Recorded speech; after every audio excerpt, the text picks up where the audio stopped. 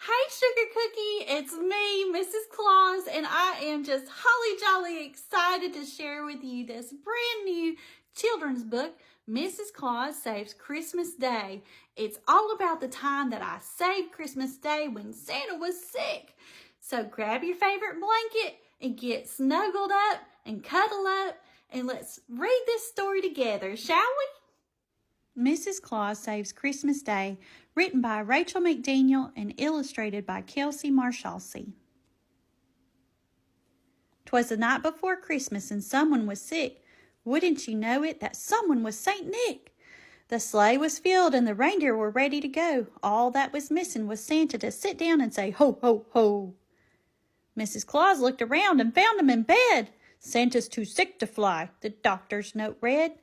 "What shall we do?" Mrs. Claus started to worry. Santa grabbed her hand and said, "I believe in you, now hurry."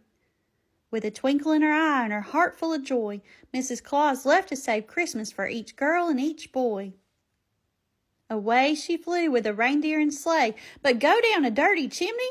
Not happening, no way. It was time for the first house. Mrs. Claus knew what to do. She rounded up toys for 612 2nd Avenue. The chimney was covered with soot and with yuck. "My dress will be ruined. I'll surely get stuck." She thought for a moment and reached into her pocket. What she pulled out was a magical locket. It was small, bright, and round, all covered in gold. Inside was the greatest secret that's ever been told. Her blue eyes lit up. She had heard this before, but now she understood clearly. Love opens every door. She found the front door. Her heart filled up with love. It opened before her with a golden glow from above. Ever so gently she placed the toys under the tree. She ate all the cookies and looked for some sweet tea. A little girl awakened and crept down the stairs to try and see Santa. "Oh, I hope he's still there." That wasn't Saint Nick. Was she in a dream? Mrs. Claus turned around and said, "Shh, now please don't scream. I'm here to do what Santa can't do. He's in bed, sick with the flu. Now come give me a hug and then back to bed with you." House after house, door after door, she set a world record.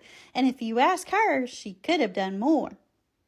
Back at the North Pole with 8 tired reindeer and an empty sleigh, she came home to Santa and the elves cheering, "You saved Christmas Day!" The end.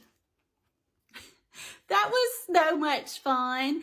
I hope you enjoyed this book as much as I enjoyed driving Santa's sleigh on Christmas Eve and delivering all those presents. If you enjoyed this book, make sure that you write in the comments below what your favorite part was. Merry Christmas!